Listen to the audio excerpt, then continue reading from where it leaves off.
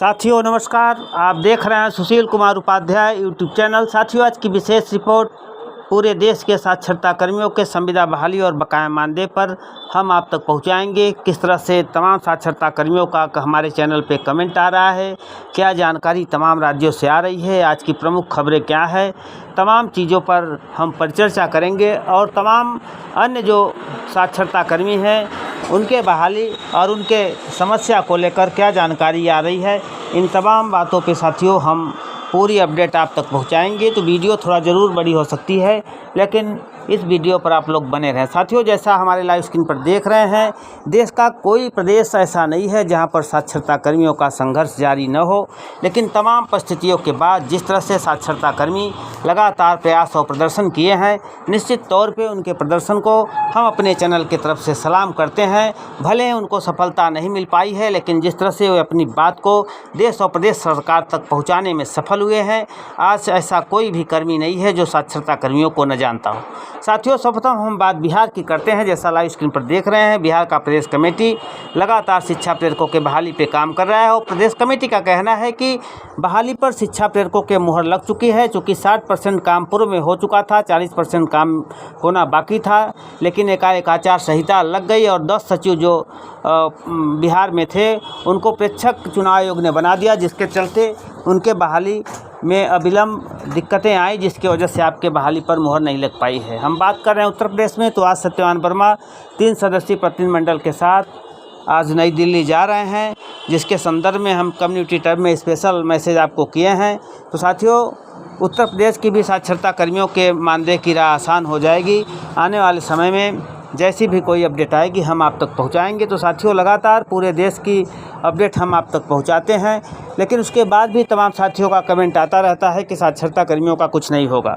तो साथियों जिसको ऐसा लगता है कि साक्षरता कर्मियों का कुछ नहीं होगा, वे लगातार संघर्ष की मुख्य धारा से न जुड़ें, वे अपना रोजी रोजगार देख लें। लेकिन जिस तरह से लगातार पूरे देश में संघर्ष का बिगुल बजा है, निश्चित तौर पर इनके समायोजन की राह तमाम राज्यों में आसान हुई हो, चाहे राजस्थान हो, छत्तीसगढ़ हो, मध्य प्रदेश हो, उत्तर प्रदेश हो, बिहार हो, हर जगह साक्षरता कर्मी अपने बात को पहुंचा रहे हैं। तो निश्चित तौर पे साथियों आप लोग संघर्ष की मुख्य धारा से जुड़े रहें, आने वाला समय आपका हो सकता है। साथियों हम आपको बता दें कि शिक्षा मित्रों का समायोजन माननीय हाई कोर्ट और सुप्रीम कोर्ट के द्वारा रद्द कर दिया गया था, लेकिन उसके बाद भी आज वे लगातार संघर्ष कर रहे हैं। आज उनकी SLP जो लगी थी सुप्रीम कोर्ट में, जहां पर सुप्रीम कोर्ट ने उनकी सुनवाई से इनकार कर दिया, उसके बाद भी संगठन ने धैर्य का दामन नहीं छोड़ा है। 10,000 पे काम करने वाले साक्षरता शिक्षा मित्र अपने समायोजन को लेकर सुप्रीम कोर्ट गए थे, लेकिन सुप्रीम कोर्ट ने उनकी याचिका पर सुनवाई नहीं किया। सुप्रीम कोर्ट ने कहा कि चूँकि पहले ही आपका मामला निरस्त हो चुका है,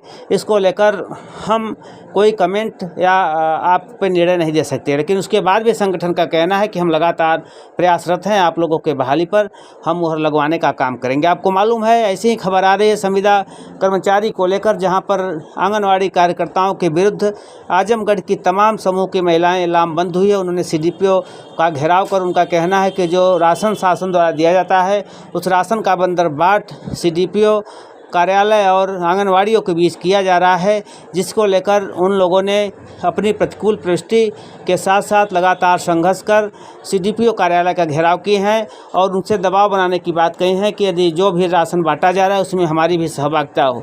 तो तमाम तरह से हर जगह संघर्ष साथियों जारी है। जिस तरह से पूरे देश में, चाहे उत्तर प्रदेश हो, राजस्थान हो, बिहार हो, पश्चिम बंगाल हो, उत्तराखंड हो, हर जगह साक्षरता कर्मियों ने संघर्ष की का बिगुल फूंका, उसका परिणाम आप लोगों के सामने है। इसके बाद भी यदि आपको लगता है कि साक्षरता कर्मियों का कुछ नहीं होगा, आप केवल घर बैठकर कमेंट करेंगे, तो निश्चित तौर पर साथियों घर बैठकर कुछ होने वाला नहीं है। जिस तरह से लगातार अपडेट आ रहे हैं, जिस तरह से तमाम राज्यों में एक उम्मीद की किरण जगी है कि साक्षरता कर्मियों की बहाली पर मुहर लग सकती है, लेकिन जब तक सरकार की तरफ से शासनादेश नहीं आता है कुछ कहना अशक्त होगी। तो साथियों लगातार पूरे देश की अपडेट हम आप तक पहुंचाते हैं। उसके बाद भी जब तमाम साथियों का कमेंट आता है कि अब कुछ नहीं होगा, तो निश्चित तौर पे तकलीफ़ होता है, लेकिन मैं लगातार पूरे देश की आवाज़ आप तक पहुँचाता रहूँगा जब तक आपके बहाली पर मुहर नहीं लगेगी। तो साथियों लगातार संघर्षों का परिणाम आने वाले समय में आपको दिखने लगेगा, क्योंकि जो चुनाव आचार संहिता प्रभावी है, 1 जून अंतिम चरण चुनाव का है, उसके बाद जो है चुनाव का कार्यक्रम समाप्त हो जाएगा, नई सरकार का गठन होगा। तो ये तमाम बातें हैं। आज की जो प्रमुख खबरें साथियों आ रही हैं, जहां पर मां विंध्यवासिनी के दर्शन में उमड़ा आस्था का जनसैलाब। ये बड़ी खबर आ रही है उत्तर प्रदेश से, जहां पर मां विंध्यवासिनी के दर्शन के लिए प्रथम दिन कई लाख श्रद्धालु पहुंचे, जहां पर अफरा तफरी का माहौल रहा, लेकिन शांतिपूर्वक लोगों ने दर्शन किया। केजरीवाल को हाई कोर्ट से नहीं मिली राहत, आज की यह भी बड़ी खबर आ रही है, जहां पर केजरीवाल, आपको मालूम है दिल्ली के मुख्यमंत्री इस समय बंद चल रहे हैं। वे हाई कोर्ट के शरण में थे, लेकिन हाई कोर्ट की तरफ से उनको कोई राहत नहीं दी गई है, जिसको लेकर वे अब आगे क्या स्टेप उठाते हैं, जो भी अपडेट आएगी हम आप तक पहुंचाएंगे। साथियों, अगला जो जानकारी आ रहा है, उत्तर प्रदेश के मुख्यमंत्री योगी आदित्यनाथ और भारतवर्ष के प्रधानमंत्री नरेंद्र मोदी इस समय एक्शन में दिख रहे हैं। लगातार चुनावी सभाओं में केवल विपक्ष को घेरने का काम कर रहे हैं। जिस तरह से कांग्रेस नई घोषणा पत्र लेकर आई है, इस घोषणा पत्र को देखते ही भाजपा में गर्माहट पैदा हो गई है। भाजपा का कहना है कि यह जो घोषणा पत्र कांग्रेस लेकर आई है, यह केवल पब्लिक को गुमराह करने वाली घोषणा पत्र है।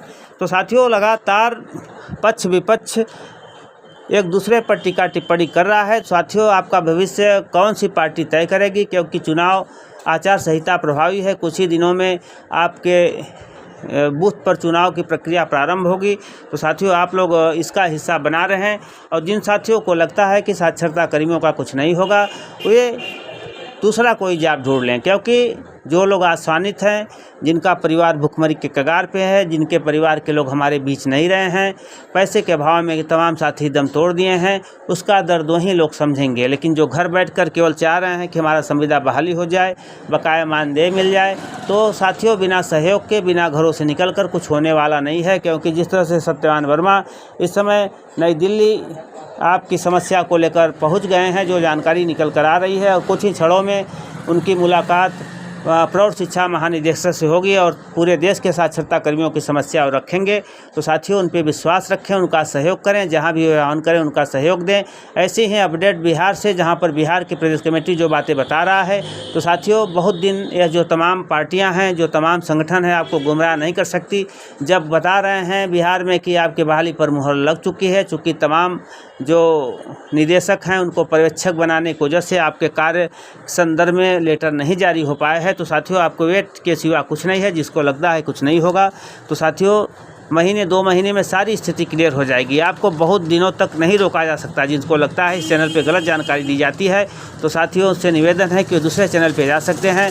यहाँ पर वही जानकारी प्रदान की जाती है जो जानकारी पूरे देश प्रदेश से आती है। तो साथियों, जिस तरह से कांग्रेस ने घोषणा पत्र में आंगनबाड़ी कार्यकर्ता, महिलाओं, बेरोजगारों, निष्कासितों को लेकर बड़ी अपडेट दी है, ऐसे ही अपडेट जो आ रही है भारतीय जनता पार्टी भी लेकर आ सकती है। और आने वाले समय में नई घोषणा पत्र में तमाम मुद्दाओं को शामिल किया जा सकता है, जो सूत्रों से जानकारी निकल कर आई। अब देखने का विषय है, जिस तरह से सरकार एक्शन में दिख रही है, क्या आने वाले समय में चुनाव आचार संहिता के बाद देश के कई राज्यों में शिक्षा प्रेरकों के बहाली पर मुहर लगती है या नहीं है। तो आने वाले समय में साथियों, आपको देखने को मिलेगा। लेकिन जिस तरह से आज आस्था का जनसैलाब विंध्याचल में उमड़ा है, रोहतास में भीषण अग्निकांड